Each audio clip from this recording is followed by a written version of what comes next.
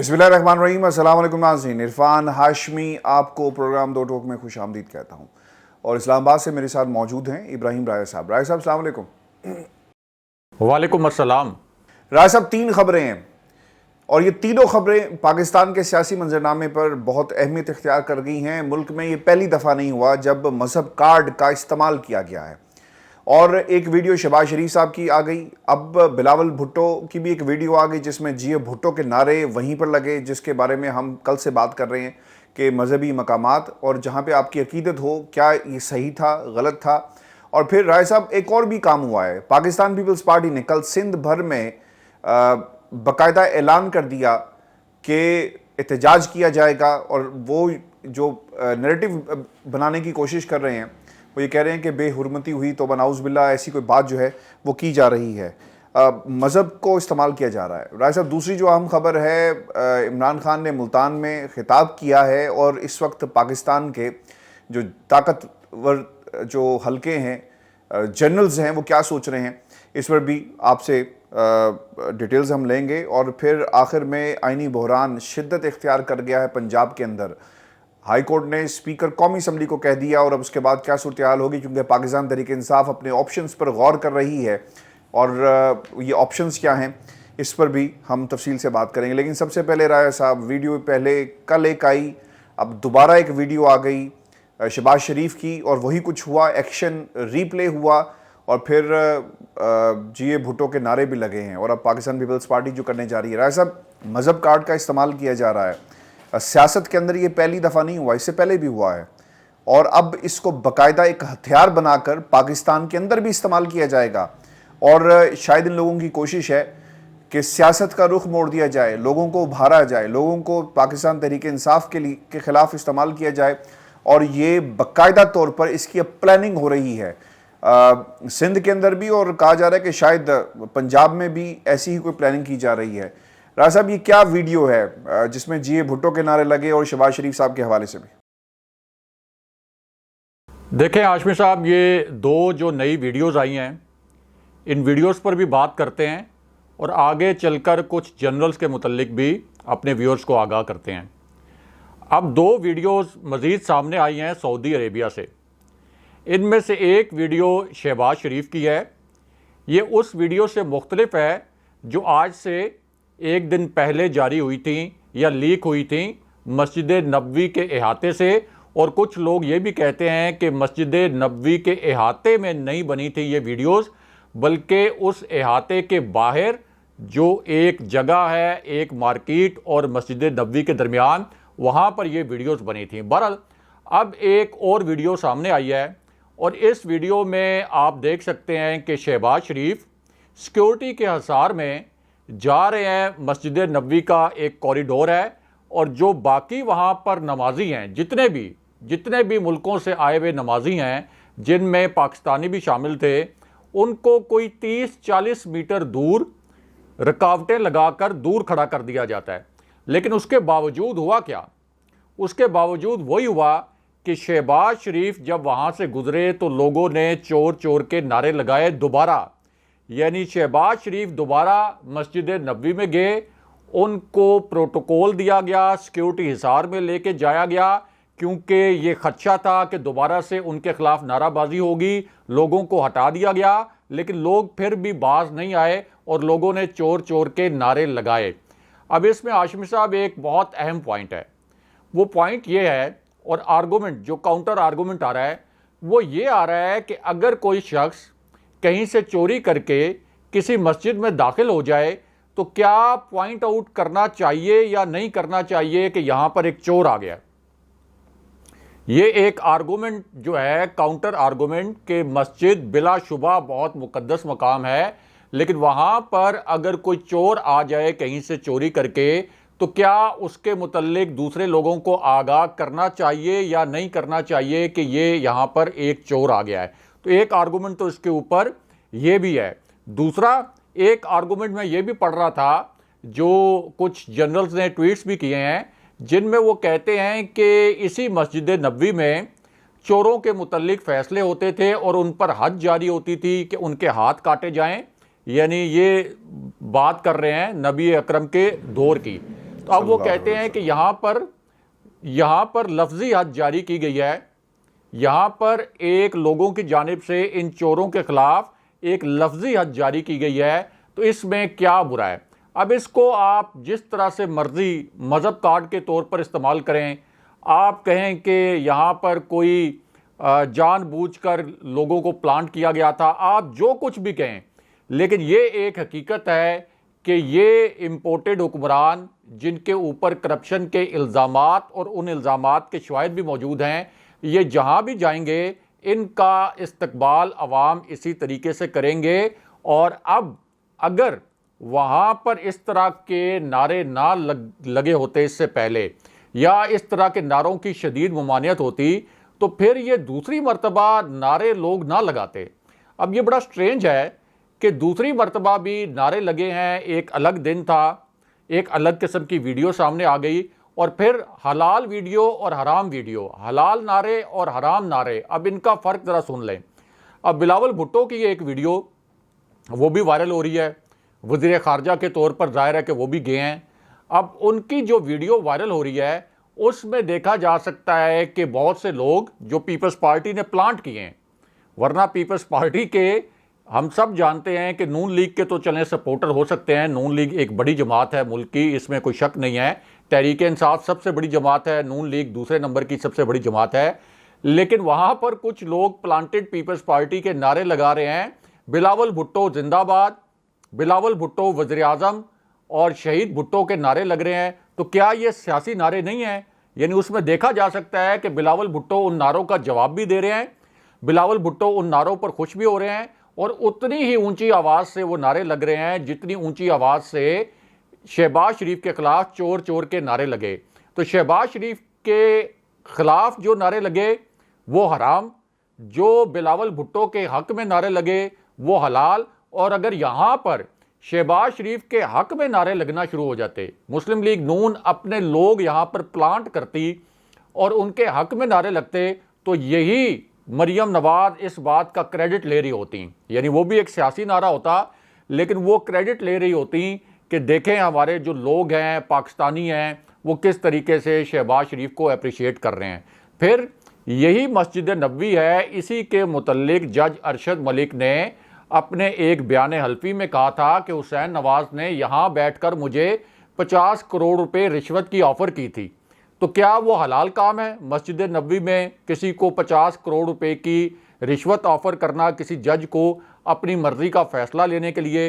तो वो जो इनका इक़दाम था वो तो हलाल है। और अगर पाकिस्तानी अवाम ऐसे लोगों को पॉइंट आउट करें कि जिनके खिलाफ अदालतें फ़ैसले सुना चुकी हैं, जिन पर फ़र्द जुर्म आयद होने वाली है, उनको चोर कहें, तो अब आप डाल दें कि ये PTI के लोग थे। अच्छा, फिर गिरफ्तारियों के मुतल्लिक एक बड़ी खबर चलाई गई कि साहिबजादा जहांगीर को गिरफ्तार कर लिया सऊदी हुकाम ने, अनिल मुसर्रत को गिरफ्तार कर लिया, और ये कुछ टीवी चैनल्स ने भी खबर चलाई, और मरियम नवाज़ का जो सोशल मीडिया सेल है उसने भी ये खबर चलाई। लेकिन अब आप देख लें कि साहिबजादा जहांगीर का वीडियो स्टेटमेंट आ गया है, अनिल मुसर्रत का वीडियो स्टेटमेंट आ गया है, और वो उसमें कह रहे हैं, ख़ास तौर पर अनिल मुसर्रत, कि मैं तो नमाज पढ़ रहा था जिस वक्त ये नारों की आवाज़ सुनाई दी, तो मैंने एकदम हड़बड़ाहट में देखा कि ये किस किस्म के नारे लग रहे हैं, और उस वक्त फिर मुझे अंदाज़ा हुआ कि ये शहबाज शरीफ के ख़िलाफ़ नारे लग रहे हैं।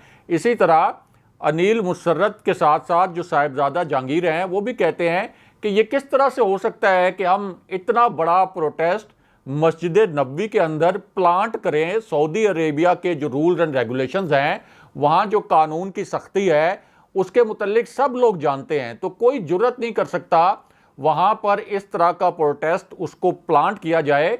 ये अवाम का एक रद्द अमल था। और आप देख लें कि ये जो नाम नहाद फतवे लगाने वाले हैं, इनके फतवों के बावजूद ये जो झूठे और जाली फतवे लगाए गए, लोगों ने दोबारा से एहतजाज किया, और लोग इसके ऊपर आर्गूमेंट ये दे रहे हैं कि ये एक मुकद्दस मकाम है, और मुकद्दस मकाम पर एक बुराई की निशानदेही करना, एक चोर की निशानदेही करना या चोरों के साथियों की निशानदेही करना, ये एक उल्टा एहसन इक़दाम है।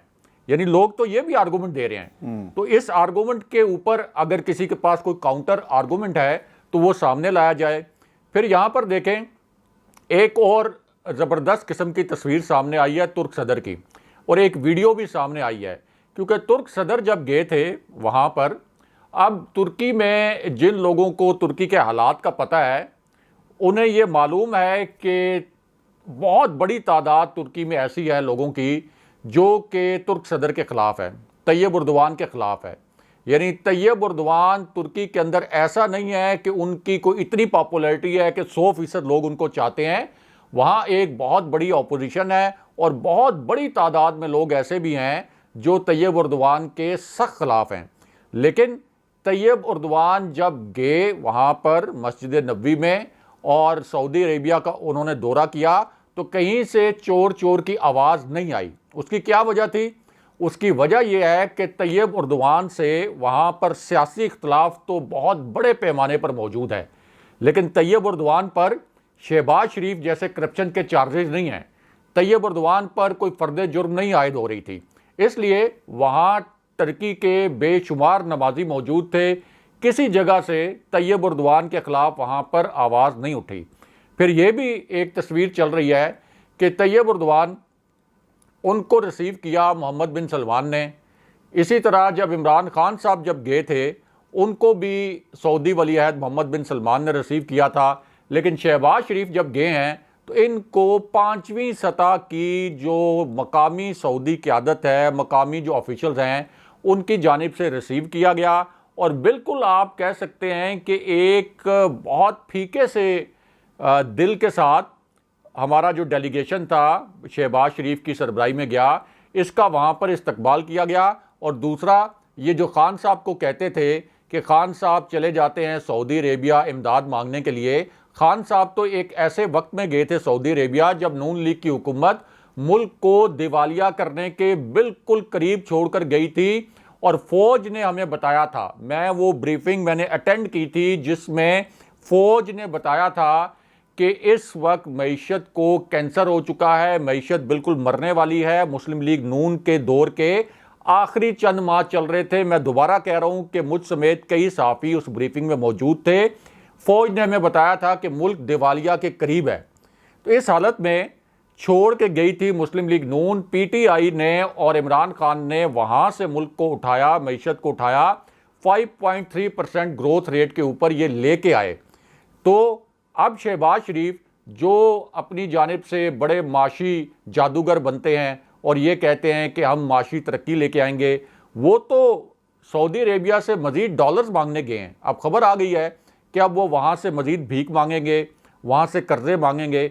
तो अगर ये इतने बड़े माशी जादूगर हैं और इसहाक डार के मुतल्लिक जिस तरह से एक इन्होंने हवा बनाया हुआ था कि इसहाक डार की कंसल्टेशन के साथ मईशत को बहाल कर दिया जाएगा और डिफेक्टो आपके जो फाइनेंस मिनिस्टर हैं वो इसहाक डार होंगे, तो फिर ये कर्ज लेने की ज़रूरत क्यों पेश आ रही है? तो ओवरऑल ये जो दौरा है शहबाज शरीफ का, ये एक फेलियर दौरा था।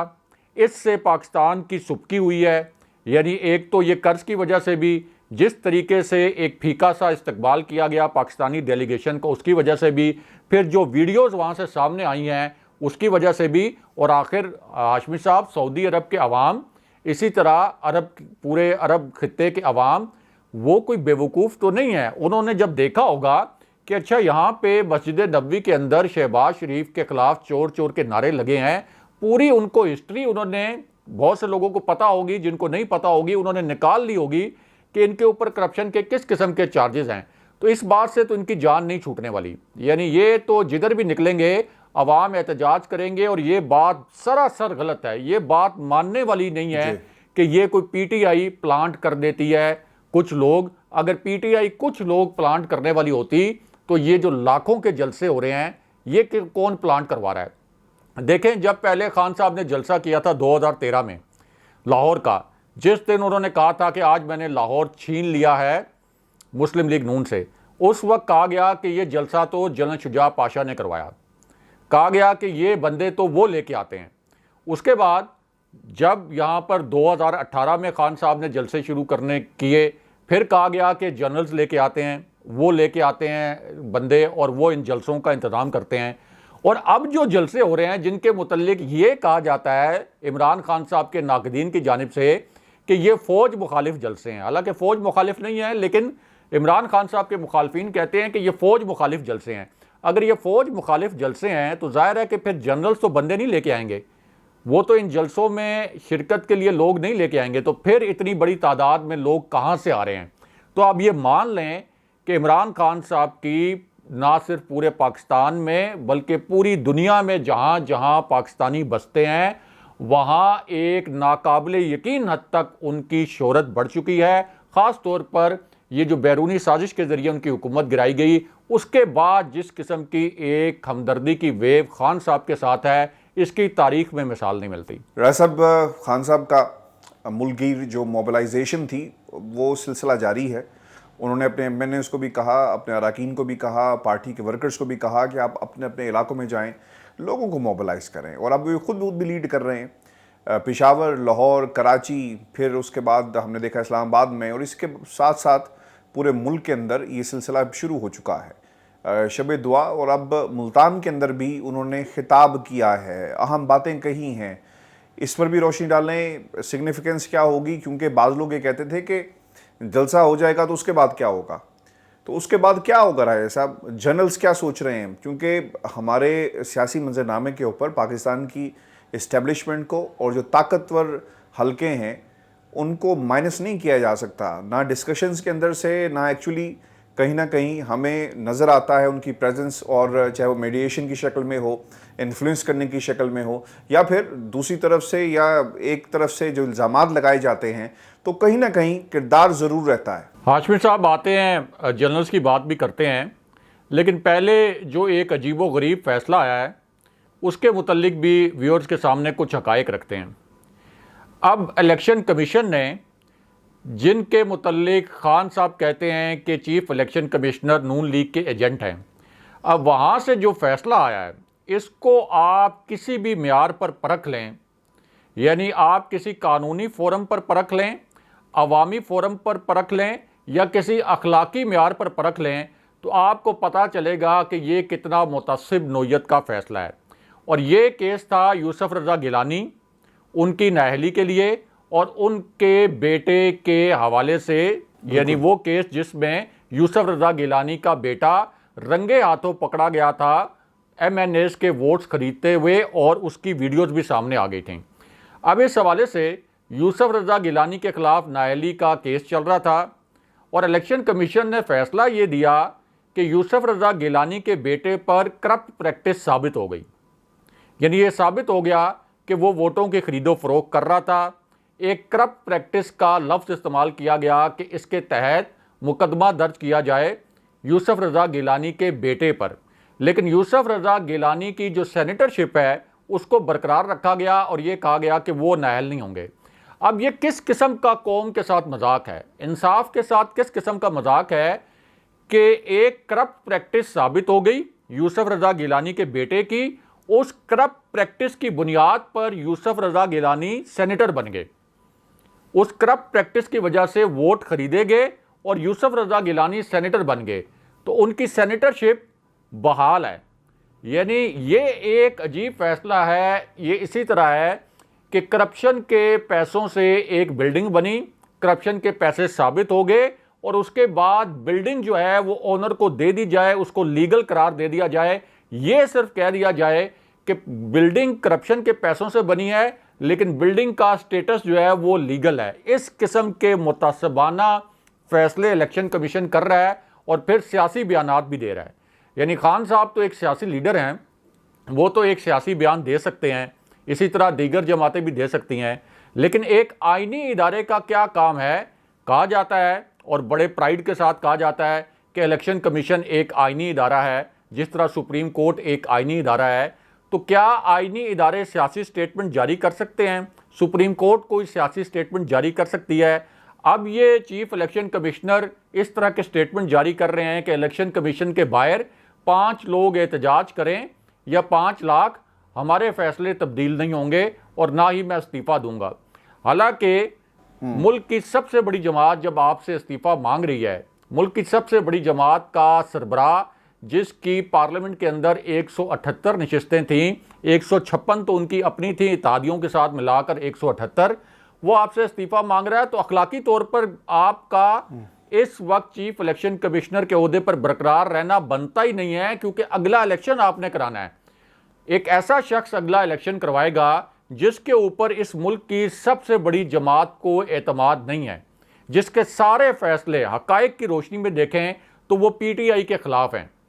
तो फिर आप मुझे बताएं कि उस अगले इलेक्शन की साख क्या होगी। लेकिन इस मुल्क में इस किस्म के फैसले आ रहे हैं। दूसरा फैसला जो लाहौर हाई कोर्ट से आया है, इसके मुतल्लिक भी मुख्तसरन डिस्कस कर लेते हैं। अब आप देखें कि लाहौर हाई कोर्ट ये कह रही है कि स्पीकर कौमी असम्बली हमजा शहबाज से हलफ लें, हर सूरत हलफ लें।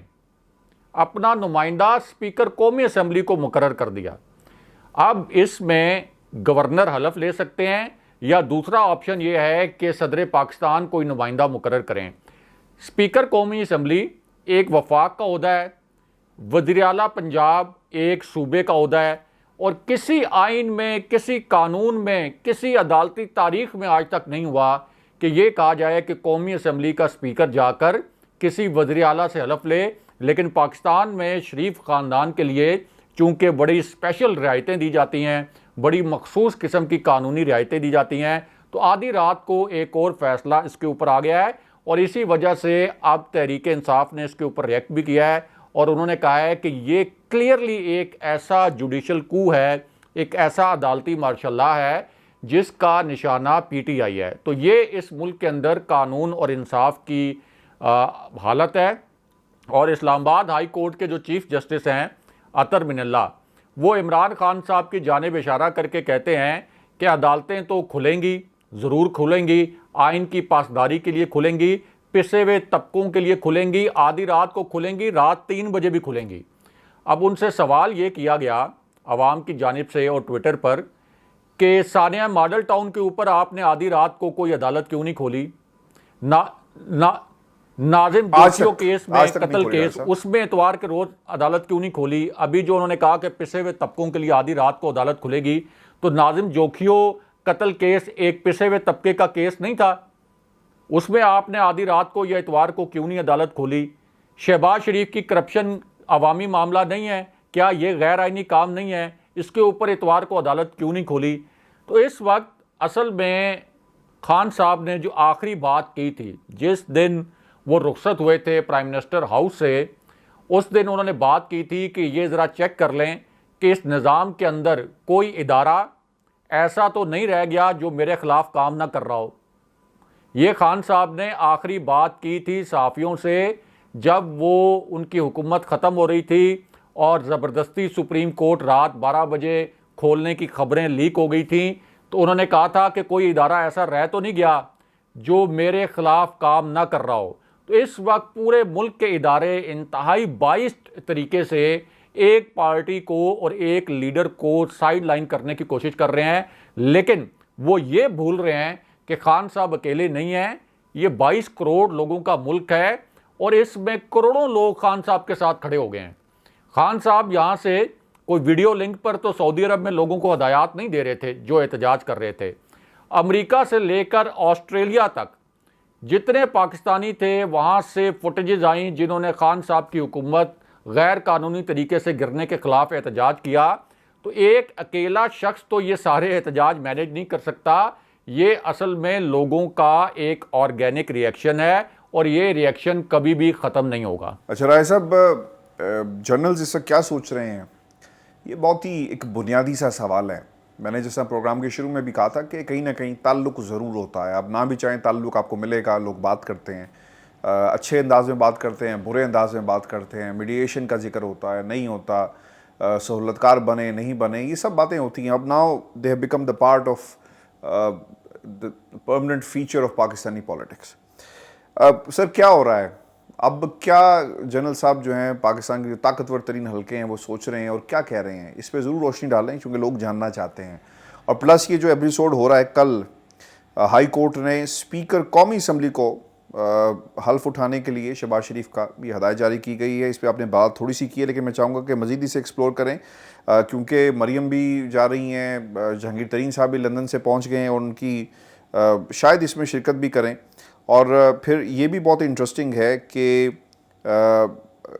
पाकिस्तान तहरीक इंसाफ की भी कुछ तैयारी हो रही है और शायद वो ये कह दें कि जनाब बुज़दार साहब तो आज भी वज़ीर आला हैं और मुल्क में सूबे के अंदर 2 वज़ीर आला जो हैं वो कैसे काम करेंगे, यानी आइनी बहरान मौजूद है।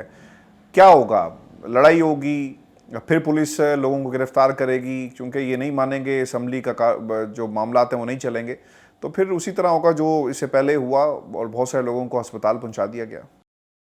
देखें हाशमी साहब, जहाँ तक आपने फ़ौज की बात की है, ज़ाहिर है कि फ़ौज के साथ इस मुल्क के अवाम की हमेशा बहुत ज़्यादा मोहब्बत रही है और मोहब्बत है और ये मोहब्बत बरकरार रहनी भी चाहिए। अब जो आप कह रहे हैं कि फ़ौज के अंदर सेंटीमेंट की बात कर रहे हैं, फ़ौज के अंदर जो सेंटीमेंट है वो फ़ौजी इजलासों की जो फुटेजेस रिलीज़ हो रही हैं उनको अगर गौर से देखा जाए तो उनके अंदर से खबर निकल आती है। यानी एक तो रिटायर्ड जनरल्स जो ट्वीट्स कर रहे हैं और अपने बयानात दे रहे हैं, एक तो उससे भी आपको पता चल जाता है कि फ़ौज के अंदर ओवरऑल इस वक्त जज्बात क्या हैं, और दूसरा बॉडी लैंग्वेज जो फ़ौजी इजलासों के प्रेस रिलीज़ जारी हो रहे हैं उनके साथ जो एक वीडियो जारी होती है उस प्रेस रिलीज़ के साथ, उसमें जो बॉडी लैंग्वेज है उससे भी अंदाज़ा होता है कि फ़ौज के अंदर इस वक्त किस किस्म का सेंटीमेंट है। और ये सेंटीमेंट इस वजह से है कि इस फ़ौज ने जिन अनासिर के मुतल्लिक इस कौम को बताया कि ये फ़ौज मुखालिफ अनासिर हैं, ये रियासत मुखालिफ अनासिर हैं, और अवाम ने बिल्कुल कहा कि आप ठीक कह रहे हैं कि ये वाकई फ़ौज मुखालिफ अनासिर हैं, रियासत मुखालिफ अनासिर हैं। अवाम ने ऐसे अनासिर को इनकी मजम्मत की और फ़ौज के साथ खड़े हो गए, पूरी तरह फ़ौज के साथ खड़े हो गए, फ़ौज का दिफा भी किया। लेकिन अब वो सारे अनासिर जो फ़ौज मुखालिफ थे, जो रियासत मुखालिफ थे, वो सारे एक हुकूमत के अंदर, एक हुकूमत की छतरी तले इकट्ठे हो गए हैं। आसिफ अली जरदारी जिन्होंने कहा था कि मैं इन जर्नैलों की ईंट से ईंट बजा दूंगा, वो इस हुकूमत का हिस्सा बन गए हैं, उनका बेटा वज़ीर ख़ारजा बन गया है। मोहसिन दावड़ जिन्होंने कहा था कि ये जो दहशत गर्दी है इसके पीछे वर्दी है, इस हुकूमत का हिस्सा बन गए। जावेद लतीफ़ इस हुकूमत का हिस्सा बन गए, पाकिस्तान ना खप्पे का नारा लगाने वाले। इसी तरह तारिक फ़ातमी को ये वजारत दे रहे थे जो आखिरी वक्त में वापस करवाई गई। तो इस वजह से फ़ौज का अपना जो मोरल है वो लगता ये है कि इम्पोर्टेड हुकूमत को तस्लीम करने के हवाले से बड़ा डाउन है। और ये फुटेजेस जो इस वक्त सामने आती हैं उसमें आप देख लें कि उनके चेहरों के ऊपर एक इस्तराब नज़र आता है, उनके चेहरों के जो एक्सप्रेशंस हैं उसमें एक बेचैनी नज़र आती है। और इसको इंडोर्स करते हैं जो रिटायर्ड जनरल्स हैं जिनके ट्वीट्स आ रहे हैं, जिनमें जनरल हारून असलम भी शामिल हैं, जनरल रिटायर्ड लोधी शामिल हैं, जनरल फैसल मुश्ताक शामिल हैं। कोई एक आधा जनरल अगर इस तरह के बयानात दे रहा हो या ट्वीट कर रहा हो तो फिर तो आप कह सकते हैं कि उसकी हो सकता है पीटीआई के साथ कोई सियासी वाबस्तगी हो। लेकिन यहाँ पर तो जितने जनरल सोशल मीडिया पर एक्टिव हैं, जितने, वो तमाम के तमाम कह रहे हैं कि ये एक बैरूनी साजिश हुई थी और इसके नतीजे में ये हुकूमत गिरी है और फ़ौज मुखालिफ असल में सारे अनासिर इस हुकूमत में इकट्ठे हो गए हैं। तो इससे तो आपको पता चल जाता है कि ये जो 4-5 जनरल मुसलसल बयानात दे रहे हैं कि फ़ौज के अंदर क्या सेंटिमेंट है। अब खान साहब ने भी ये जो मुल्तान के कारकुनों से खिताब किया उसमें देखें 2 बातें उन्होंने बड़ी क्लैरिटी के साथ की। एक तो कुछ लोग ये कह रहे थे कि शायद लॉन्ग मार्च ना हो या ये डिले हो जाए, उन्होंने क्लियर कर दिया कि ये लॉन्ग मार्च हर सूरत में होगा और ये बता दिया कि चंद हफ्तों के अंदर वो कॉल देने वाले हैं लॉन्ग मार्च के लिए। दूसरा, उन्होंने ये लफ्ज़ इस्तेमाल किए कि बैरूनी साजिश के बाद अंदरूनी मीर जाफ़र और मीर सादिक ने यहाँ पर एक इम्पोर्टेड हुकूमत को मुसल्लत किया। ज़ाहिर है कि जब खान साहब ये अल्फाज इस्तेमाल करते हैं तो ये बड़े मानी खेज़ होते हैं। और तीसरा, उन्होंने बहुत वसूख के साथ कहा कि जब मैं ये कॉल दूंगा तो 20 लाख लोग इस लॉन्ग मार्च में आएंगे और फिर आप देखेंगे कि 20 लाख लोग अगर इस्लामाबाद में आ गए, आप एक लम्हे के लिए तसव्वुर कर लें कि 20 लाख छोड़ दें, इस्लामाबाद में अगर 3 लाख लोग भी आ गए हाशमी साहब, इससे पहले कभी 3 लाख लोग भी इकट्ठे किसी लॉन्ग मार्च में इस्लामाबाद में नहीं आए, अगर 3 लाख लोग भी आ गए तो यहाँ पर हालात काबू से बाहर हो जाएंगे। इस वजह से खुद अब ये जो आपके जनरल फैसल मुश्ताक हैं वो ये कह रहे हैं, उन्होंने जो ताज़ा तरीन बयान दिया है कि इससे पहले कि हालात काबू से बाहर हो जाएं, आवाम की नब्ज़ पर हाथ रखें और अगले इलेक्शन के लिए राह हमवार करें, वरना ये हालात किसी इदारे के काबू में नहीं रहेंगे। बहुत शुक्रिया साहब। व्यूअर्स, आज के शो था, अपने कमेंट्स जरूर भेजिएगा, चैनल को सब्सक्राइब करना मत भूलें। मुझे और इब्राहिम राय साहब को इजाज़त दीजिए। अल्लाह ने के बाद।